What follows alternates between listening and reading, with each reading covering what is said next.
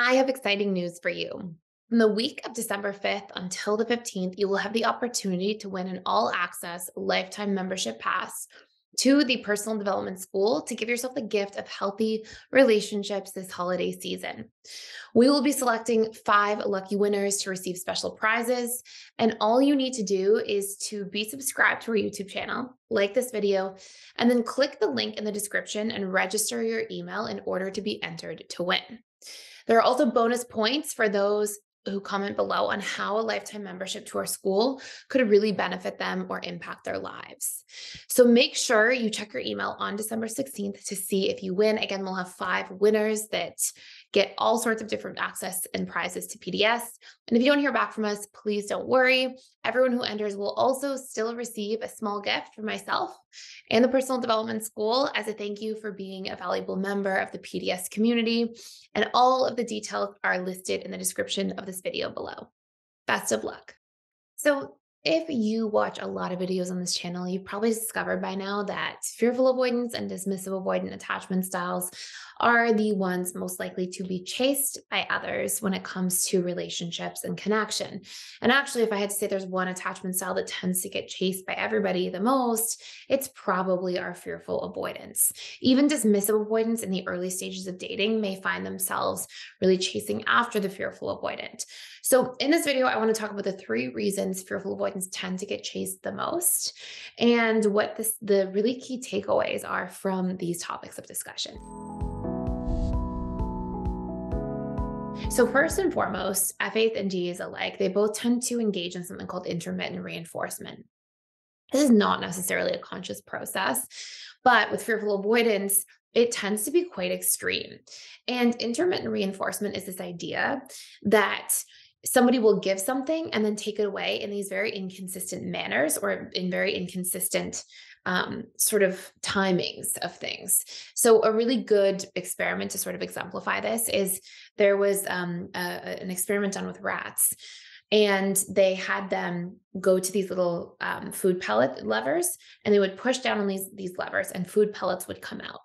And in that experience, they would find that the rats would go, they would push the lever, the food pellet would come out, and then they would return to where they were located, which was in this little rat park area. And they would go on, they would play with other rats. It would come back to the food pellet machine from time to time, and they would push the lever, food pellet comes out, they move back on with their life. Then they stopped giving the rats the food pellets. And what they found is the rats would, go back and try again and be a little bit preoccupied with it for a moment in time. And after a period of time, they would sort of resume their lives. And then what the researchers did is they put the food pellets in intermittently. So every 6th time the rat would push the lever, the food pellet would come out. Every 23rd time, every 28th time. So these very inconsistent timings of things. And what they found is that the rats stopped grooming, stopped mating, stopped playing and interacting with other rats in the rat park, and just hovered around the food pellet machine, like quite obsessively in a very preoccupied way. And when we look at things like gambling and the reason it's so addictive is because of that same feature, that feature of intermittent reinforcement. So what happens with fearful avoidance specifically is because they have that really strong anxious side and then that really strong avoidance side, it's like they are in a relationship with the polarities in themselves. Sometimes they're really present and connected and want that depth of connection and want that closeness. And other times they're really kind of afraid of it, and they can be afraid of being trapped or enmeshed or losing their sense of self and freedom in a relationship. And so they tend to really swing from one polarity to another. And what happens is with a partner on the outside, that's received as intermittent reinforcement. It's like there's no specific timing of when the anxious side comes on and the avoidant side comes on. And it's important to say, like, this is the fearful avoidant going through that within themselves first. And then that gets translated into their relationships. This is a big reason that they often get chased by others because they're sort of creating that addictive component of intermittent reinforcement that is really affecting somebody else's subconscious mind over time. So there are all of those elements that are really important to pay attention to. Now, as I'm saying this, I just want to be mindful of anybody listening, which I'm sure is like pretty much nobody who listens in, but just in case, this isn't me saying Go use this as a strategy to manipulate your partner, because intermittent reinforcement has really dire long-term consequences. It erodes trust in a relationship. It causes breakdowns. It causes resentment. It causes one another to stay in fight or flight. It diminishes the ability to truly bond and deeply attach. So is definitely not me saying like, hey, if you want to be chased and you're of some other attachment style, come in here and just intermittently reinforce your partners. That's not a good long-term strategy. I'm just here to draw awareness to why these things happen, especially if you're on the receiving end of them. And also if you are the FA, to realize you're kind of going through this within the relationship to yourself first, which hopefully will explain a lot. Number two, fearful avoidants generally have a quite unique ability to make other people feel very seen. Other attachment styles can have this, APs can have this to a certain degree as well, but fearful avoidants, they tend to get really present and they tend to really notice things about other people and make them feel known. This is largely because growing up, fearful avoidants had to be hypervigilant to deal with their surroundings and environment. If you were exposed to a lot of chaos in your upbringing, you have to learn to like really be aware of all the things that could happen, everything that could come. And generally, the more you know about somebody, the more context you have, the more deeply you understand them and know them, the safer you kind of feel because it makes them more predictable to you. It's like if I know everything about you, I can predict your actions a little more easily. And fearful avoidants tend to tune in very deeply to their relationships and get very, very present, partially as that subconscious strategy for connection, yes, and also partially as a subconscious strategy for safety, for trust, for can I predict your actions so I can be safe and okay around you, and even avoid things like being betrayed. So there's that deep ability to have presence. And when we look back to childhood, presence is essentially an unmet need that every person was yearning for. Children come out of the womb and they're ready to attach to their caregivers, and they are deeply seeking that attunement, that presence from their caregivers at an even biological level.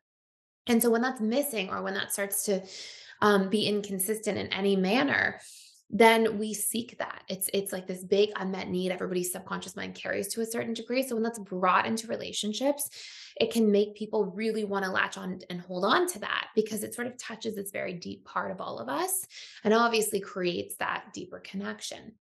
And before I give you point number three for why FAs usually get chased in relationships is if you are struggling and you're like wanting to repair a relationship and struggling with any kind of relationship at all, we have a course you can check out for free for 7 days called How to Repair Any Relationship. And it talks about how to establish the appropriate boundaries for relationships, how to know how much closeness you should expect from somebody in a relationship.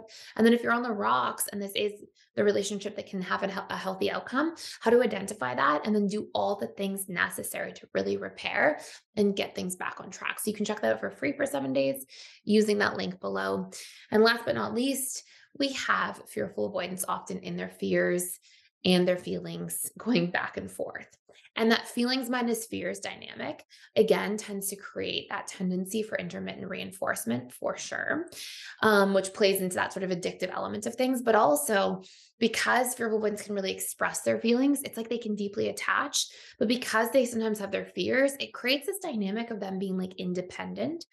And so what it does is for any other attachment style who also has their feelings minus their fears, which is everyone to some small degree, including secure attachments to a very small degree, but dismissive avoidance a lot.